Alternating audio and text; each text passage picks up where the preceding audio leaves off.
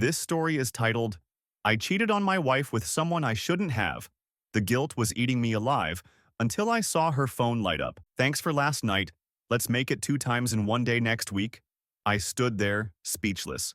Turns out, we were both playing the same game, but I was the one who changed the rules. Now she's screaming at me. How could you outplay me like that? I always thought guilt was the worst part. That sick, crawling feeling in your gut, like you swallowed broken glass and it's tearing you up from the inside. Turns out, guilt's got nothing on betrayal, especially when you realize you're not the only one playing dirty. But we'll get to that. First, let me tell you about the trophy. It was my birthday last week. Not a milestone, just 38.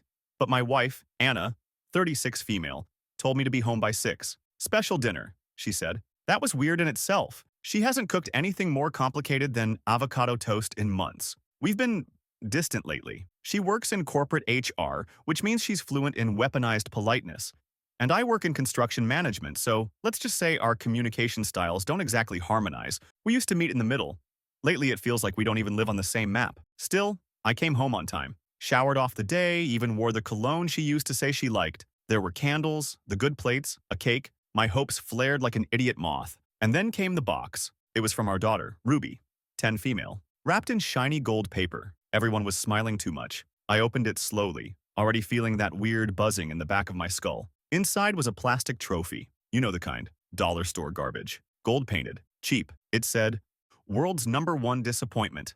And they laughed. Anna doubled over, tears in her eyes. Ruby clapped. Our son Max, 6 male, asked if I was going to cry like last time. I smiled like a good sport, held up the trophy like it was a damn Oscar. I even said, wow, I'd like to thank the Academy. But something broke in me, quiet and deep, like a tension wire snapping far underground. That night, I didn't sleep. I stayed on the couch scrolling through Anna's social media like a guy looking for a ghost. She hadn't tagged me in a post in over a year. Not one picture of us. Not even on our anniversary. Just gym selfies and wine nights and work wins. Boss babe.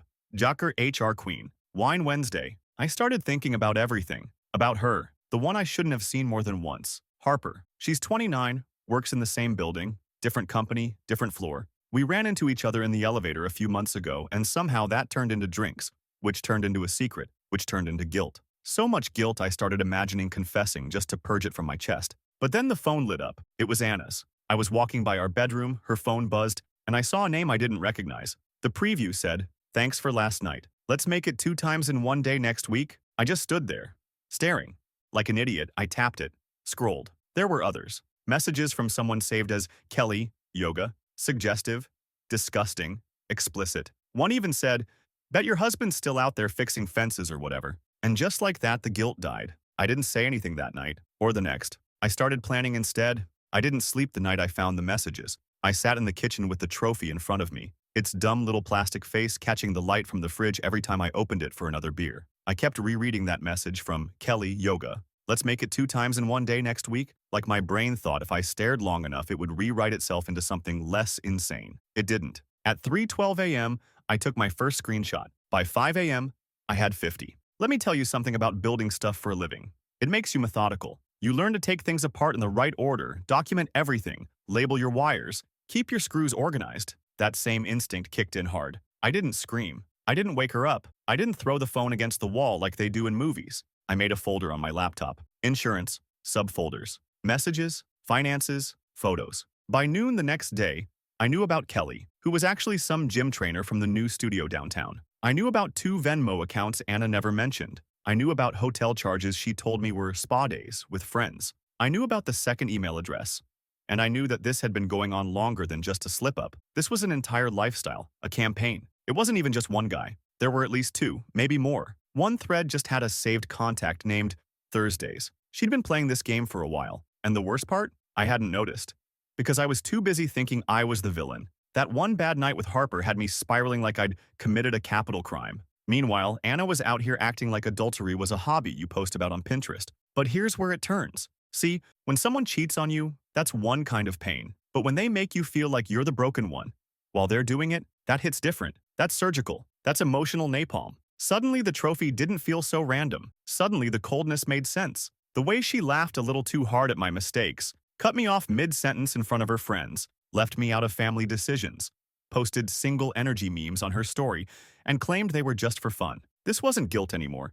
This was war prep. I started small. I created a new email, transferred all the screenshots, cleared my browser history, bought a burner phone, paid in cash, downloaded a secure file locker app and tested the encryption, changed all my passwords. The ones I hadn't already handed over years ago when Anna said, "You have nothing to hide, right?" Then I called in sick. I told work I'd eaten something bad. Technically true, just not food. While Anna was out at yoga, I printed physical copies of the messages, tucked them into a manila envelope labeled household expenses, and placed it in the drawer where she keeps her reusable grocery bags. She'd find it eventually. Not yet, though. I needed more. Next came the financials. Joint bank accounts. I checked every transaction going back 2 years. Found out she'd drained $8,300 from our savings for what she listed as home improvements. Our house hasn't changed a bit. Know what has changed? Her outfits, her nails, her tech, her Airbnb history. I was building a case, not for court, for something more satisfying. Exposure. Because here's the kicker. I wasn't going to beg.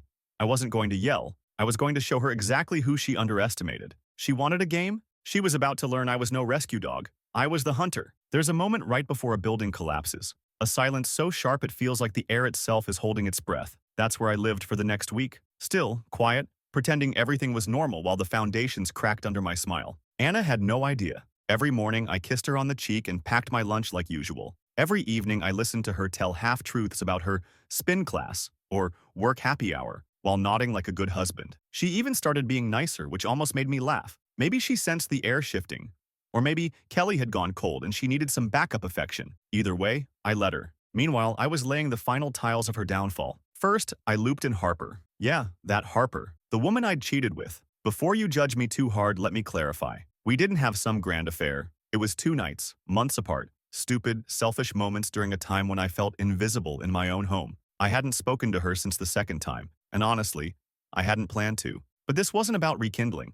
This was about truth. I messaged her and said, "Hey, you were right about her." She replied almost instantly. Turns out Anna had made a scene at Harper's workplace, came in during lunch hours, accused her of seducing me, told her coworkers she was a homewrecker. This from the woman juggling side dudes like loyalty points. So yeah, Harper was down to help. She sent over a security camera clip from the office hallway. Anna, full HR mode, wagging her finger in Harper's face like she was filing a grievance. I added it to my collection. That one went in the character witness folder. Next, I called Anna's work. Not to out her, not yet. I just wanted to confirm one thing. Her company was hosting their annual networking mixer on Friday. Open bar, hotel conference center. She mentioned it in passing, not knowing I was already circling that date on my calendar. Friday became my finish line, but I needed one last card to play, and fate handed it to me, wrapped in guilt and duct-taped with irony. Thursday night, Anna left her phone face down at dinner. Rookie mistake. It buzzed. I looked. "Can't wait to taste you again."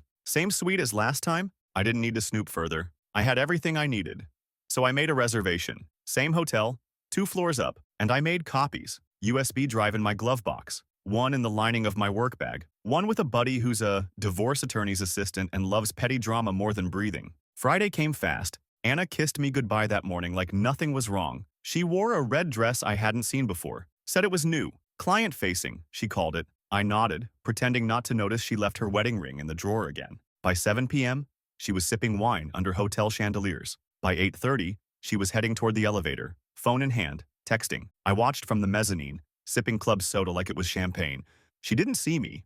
Not yet. I waited 5 minutes. Then I walked to the front desk, gave them my room number, and asked for a message to be delivered to Suite 614. The note said, "Checkmate. You're not the only one who can play dumb and lie well.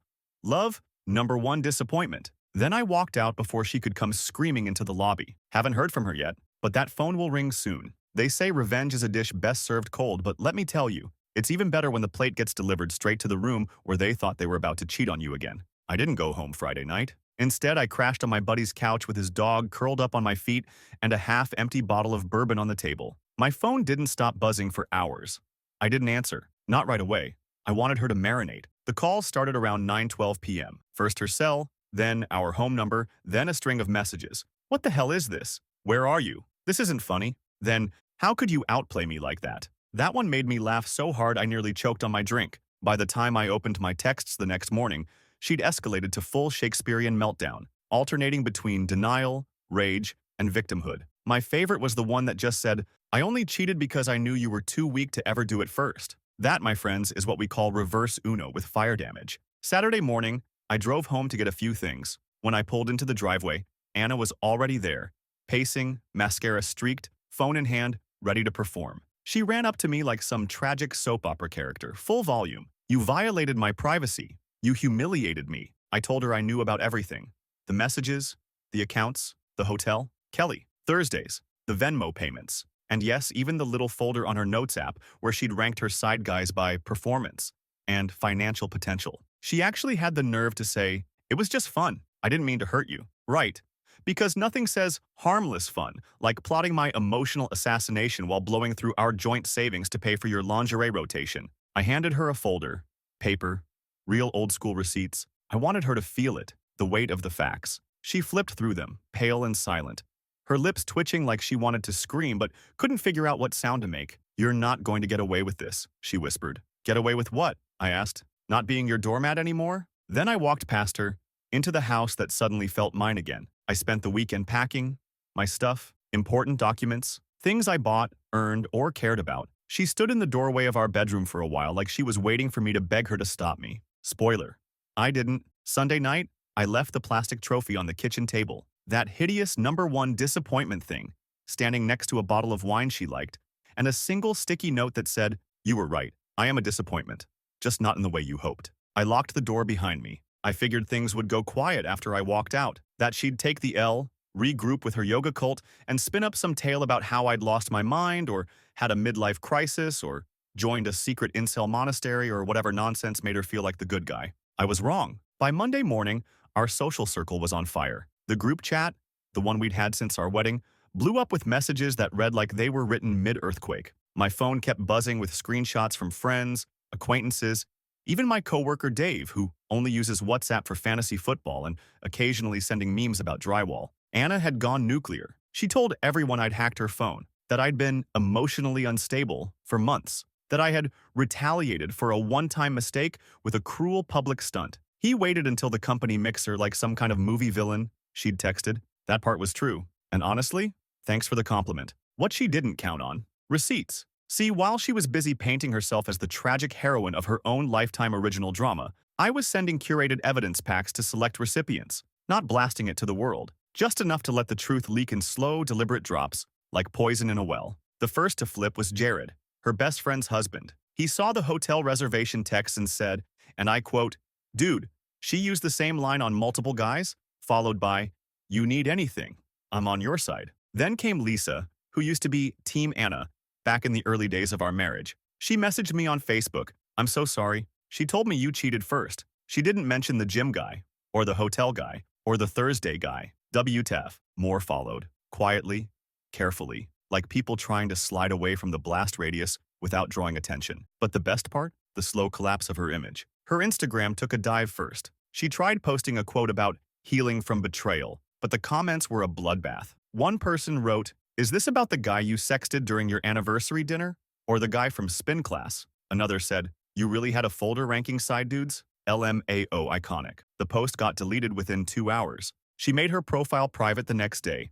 Then came the fallout at work. Apparently, the hotel stunt reached someone in upper management, and while I never contacted her company directly, it didn't stop someone else, cough Harper, cough, from anonymously emailing HR with the clip of Anna verbally berating her in their office building over my affair. The same Harper Anna harassed during business hours. Now, HR may love a scandal less than anything, but they really hate liability. Anna's been on leave since Tuesday. I haven't spoken to her directly. Everything goes through email now. Civil, cold, businesslike. She's tried weaving an emotional bait here and there. "Can't we just talk? For the kids." We don't have kids. "You were my best friend. I don't know who you are anymore." Same. My favorite, though? "You used to be weak. This version of you is terrifying." Good. There's a strange kind of power in watching people who used to pity you start asking for your side of the story, like their eyes are finally adjusting to the light, and they're realizing you were never the clown, just the guy holding the receipts. By midweek, the dust was still settling in that way where everything looks calm, but you know there's smoke rising under the surface.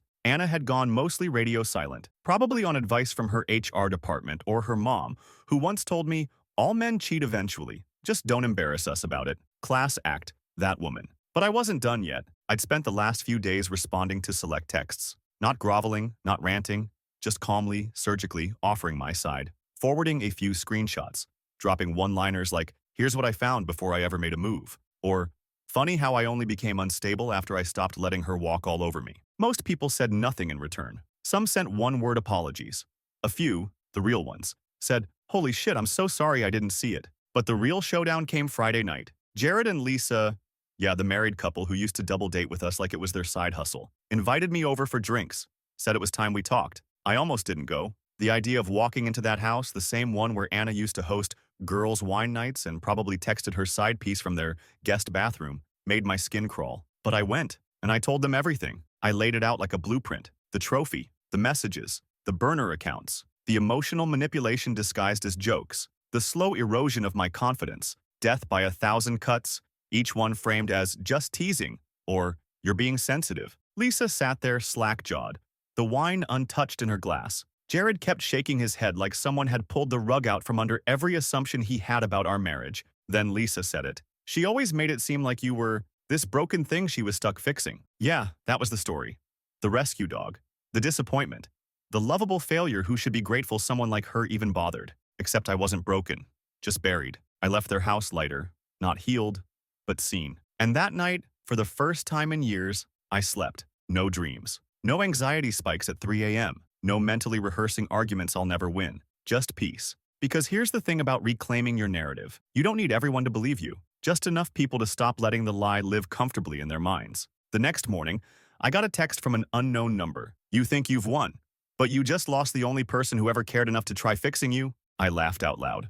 Couldn't help it. Then blocked the number. Because I'm not a project, I'm not broken, and I'm damn sure not hers to fix. There's this moment after the fire dies down, when everything goes still. Not peaceful, not yet, but quiet. The kind of quiet that comes after a storm tears through your life and leaves everything exposed. Ruined, maybe, but real. That's where I am now.